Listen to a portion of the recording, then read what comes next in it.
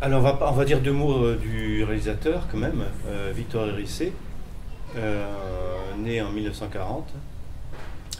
Dans un premier temps, il a réalisé 5 courts-métrages, donc de 69 à son premier film, non de 61, de 1961 à 1969, avant de faire donc son premier long-métrage que vous avez vu ce soir. Victor Hérissé a ensuite, tous les 10 ans, fait un long métrage. Donc le dernier s'appelle Le songe de la lumière, consacré, c'est un film documentaire en fait, sur un peintre. Et entre les deux, un film qui s'appelle Le Sud, alors qui a été amputé d'une partie. Il devait avoir deux parties et le producteur s'est un peu effrayé du budget et a arrêté le film en cours de tournage. L'Esprit de la rue, donc, premier long métrage, a été réalisé donc en 73. Il faut bien se dire qu'à ce moment-là, on est encore dans les années franquistes, enfin les dernières années de la dictature franquiste. Donc c'est quelque chose d'important parce que par rapport au film, on a remarqué que Victor Hérissé en fait filme souvent de manière elliptique dans un langage qui en fait tient compte de la censure. Et on voit qu'en fait, dans la plupart des situations, les situations restent ouvertes, justement. Il est toujours dans la suggestion, avec très peu de dialogue. En fait, les choses restent non formulées. Il y a toujours un voile. Qu'est-ce qu'on peut dire de Victor Hérissé? En fait, dans le document qui suit, c'est réalisateur de référence, Ozu par exemple. Et ce qui ressort de l'Esprit de la ruche aussi, l'expressionnisme allemand. Hein. Il était très intéressé par le mythe, évidemment, de Frankenstein. En dehors de ça, voilà, donc c'est tout ce qu'on peut dire pour l'instant. Enfin, moi, ce qui me semble important, donc, c'est effectivement ce cinéma avec le langage et l'éthique, hein, qui s'accorde, enfin, qui détourne la pression de la censure. Alors d'où vient ce titre, L'Esprit de la ruche, que je trouve très bien trouvé? Alors bonne question, bonne question. L'Esprit de la ruche, effectivement, c'est un titre de film assez beau, à connotation littéraire pratiquement.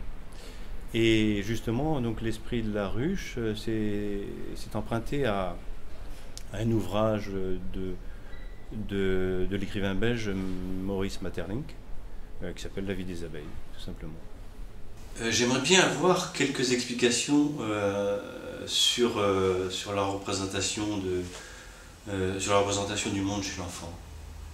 Alors sur la représentation du monde enfin, chez l'enfant, j'avais évoqué dans un projet de court-métrage déjà une fois le philosophe, le psychologue Jean Piaget, qui a écrit d'ailleurs un ouvrage qui s'appelle La représentation du monde chez l'enfant, et où il a noté une période qu'il appelle d'artificialisme mythologique, durant laquelle donc l'enfant s'explique de manière fantastique l'origine du monde.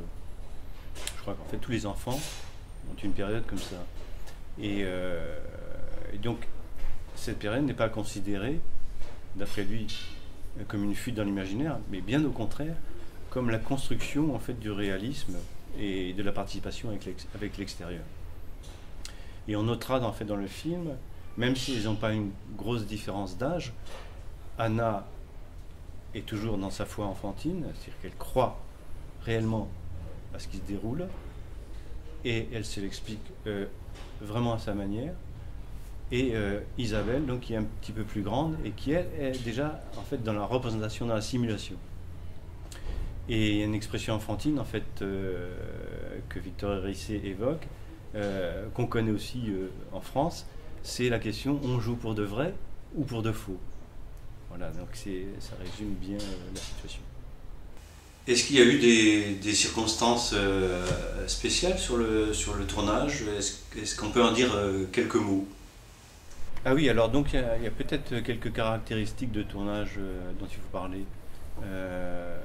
Hérissé explique que d'abord il a tout tourné avec une seule caméra, sauf une séquence où il avait une caméra au point c'est la séance de projection du cinéma de Frankenstein. Et donc là où il peut capter donc, à la fois ce qui se passe à l'écran et les réactions du public. Mais en dehors de ça, donc voilà, c'est un cinéma un petit peu le pauvre d'ailleurs. En fait, il le présente un peu comme un Frankenstein des pauvres. On voit que pour le reste, il y a une très grande économie dans la technique et dans les lieux même en fait de repérage. On retrouve toujours à peu près les mêmes lieux.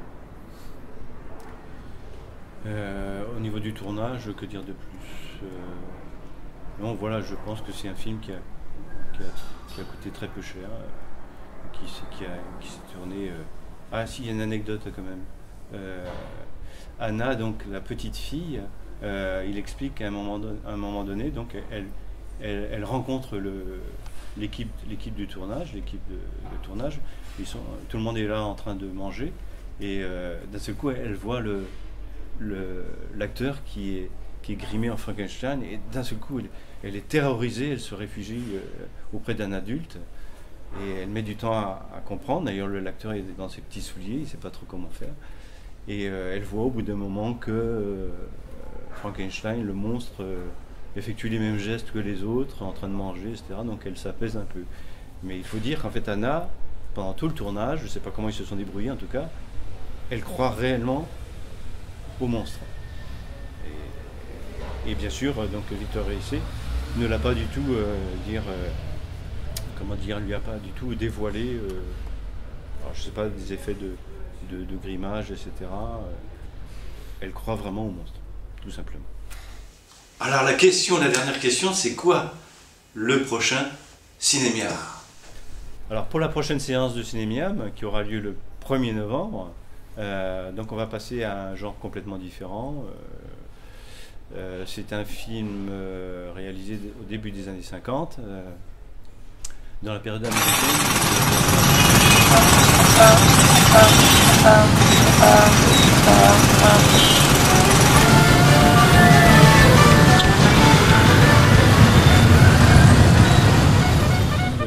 Que j'ai hâte de revoir moi-même, parce que j'en ai oublié quelques morceaux. Merci.